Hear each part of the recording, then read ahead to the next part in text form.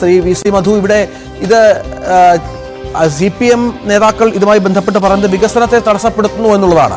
വികസനത്തിന്റെ ഒരു പുതിയ മുഖം തുറക്കുമ്പോൾ എന്തിനെതിരെയുള്ള നിലപാട് സ്വീകരിക്കണം എന്ന ചോദ്യം മുന്നോട്ട് വെക്കുകയാണ്. അതിനുള്ള മറുപടി എന്താണ്? ഈ വികസനത്തിന്റെ പേര് പറഞ്ഞുകൊണ്ട് തന്നെയാണ് 2013 ഈ സീപ്ലെയിൻ പദ്ധതി വെമ്പനാട് കായലിലേക്ക് എത്തിയത്. അന്ന് ആ മേഖലയിൽ പണിയെടുക്കുന്ന തൊഴിലാളികളുടെ ശക്തമായ പ്രതീതികൾ, അവരാണ് കോർഡിനേഷൻ കമ്മിറ്റി ഉണ്ടാക്കിയത്. അന്ന് സഖാവ് VV ശശീന്ദ്രൻ കൺവീനറായിരിക്കുന്ന കോർഡിനേഷൻ കമ്മിറ്റിയാണ് അന്ന് ഈ സമരത്തിനെതിരെ രംഗത്തിറങ്ങിയത്. അതിൽ എല്ലാ ട്രേഡ് യൂണിയനും ഉണ്ടായിരുന്നു. മത്സ്യത്തൊഴിലാളികളെ സംബന്ധിച്ച് പറയുമ്പോൾ ആ മത്സ്യത്തൊഴിലാളികൾക്ക് വേണ്ടി പ്രവർത്തിക്കുന്ന ATUC, CITU, INTUC അതുപോലുള്ള മത്സ്യത്തൊഴിലാളി മേഖലകളിലെ സംഘടനകളാണ്. ആ സംഘടനകളുടെ കൺസോർഷ്യമാണ് കോർഡിനേഷൻ കമ്മിറ്റിയായിട്ട് വന്നിട്ടുള്ളത്. ആ കോർഡിനേഷൻ കമ്മിറ്റി കഴിഞ്ഞ ദിവസം കൂടുമ്പോഴും അതിനൊരു വിഭിന്നമായ അഭിപ്രായം വന്നിട്ടില്ല.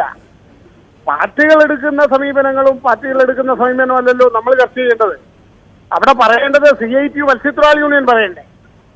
മത്സ്യത്തൊഴിലാളി യൂണിയൻ സംയുക്തമായിട്ട് സമരത്തിന് ചെയ്യുമ്പോൾ അതിന്റെ ദുരന്ത ഫലം അനുഭവിക്കുന്നവർ, ഇതുപോലുള്ള പദ്ധതി വരുമ്പോൾ അനുഭവിക്കുന്നത് കായലോരത്ത് പണിയെടുക്കുന്ന മത്സ്യത്തൊഴിലാളികളും അവരുടെ കേന്ദ്രങ്ങളിൽ ദൈനംദിന മാർഗം ഇല്ലാതാകുകയും ചെയ്യുമ്പോൾ കക്കാത്തൊഴിലാളികൾ അടക്കമുള്ളവർ വെമ്പനാട് കായൽ അത് ഗുരുതരമായിട്ടുള്ള പ്രതിസന്ധി നേരിടുകയാണ്. ഇപ്പൊ തന്നെ പഠന റിപ്പോർട്ട് വന്നിരുന്നു.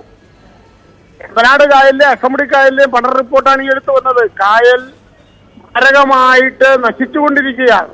വിവിധങ്ങളായ കൈയേറ്റങ്ങൾ, മാലിന്യങ്ങൾ, അങ്ങനെയുള്ള വിവിധങ്ങളായ പ്രശ്നങ്ങൾ ഉള്ളപ്പോൾ തന്നെയാണ് വീണ്ടും ഒരു പദ്ധതി അതിന്റെ മുന്നിലേക്ക് കൊണ്ടുവരുന്നത്. അതിന് ATUC മത്സ്യത്തൊഴിലാളി യൂണിയൻ യാതൊരു വിധത്തിലും അനുകൂലിക്കില്ല. അതിന് മത്സ്യബന്ധന മേഖലയിൽ ഞങ്ങൾ പറഞ്ഞിട്ടുണ്ടല്ലോ, സീപ്ലെയിനൊന്നും ഞങ്ങൾ എതിരല്ല. എയർപോർട്ട് ടു ഡാമിലേക്ക് നടക്കുന്നതിലൊന്നും ഞങ്ങൾ എതിരല്ല. ടൂറിസത്തിന്റെ ഭാഗമായി നടക്കട്ടെ. പക്ഷേ മറ്റൊരാളുകളുടെ ജീവിതത്തെ ഹനിക്കുന്ന രീതിയിലുള്ള, അവരുടെ ജീവിതത്തിന്റെ മാർഗമായിട്ടുള്ള മത്സ്യബന്ധനം നടത്താത്ത രീതിയിലേക്ക് കാര്യങ്ങൾ പോവുകയാണെങ്കിൽ മത്സ്യത്തൊഴിലാളി യൂണിയന് മാറ്റമൊന്നുമില്ല.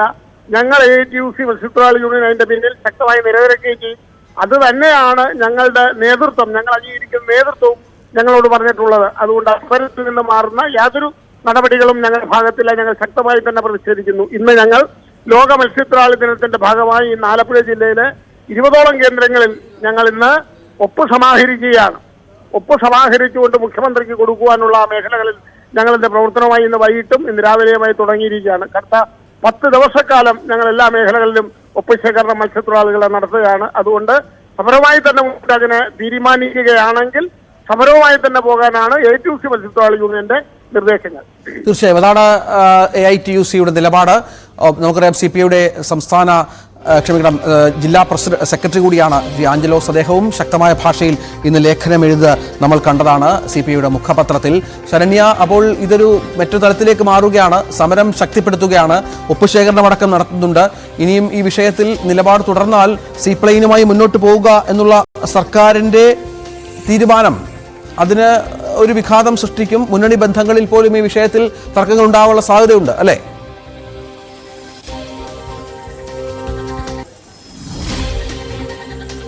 അന്നെടുത്ത നിലപാട്, അതായത് 2013 എടുത്ത നിലപാട് എന്താണോ ആ നിലപാടിൽ നിന്ന് അല്പം പോലും പിന്നോട്ട് പോകുന്നില്ല എന്നുള്ളതാണ് CPI വ്യക്തമാക്കിക്കൊണ്ടിരിക്കുന്നത്. അത് ആദ്യഘട്ടത്തിൽ CPI ജില്ലാ സെക്രട്ടറിയുടെ പ്രതികരണമായി തന്നെ വന്നു. ഇപ്പോൾ നമുക്കറിയാം അവരുടെ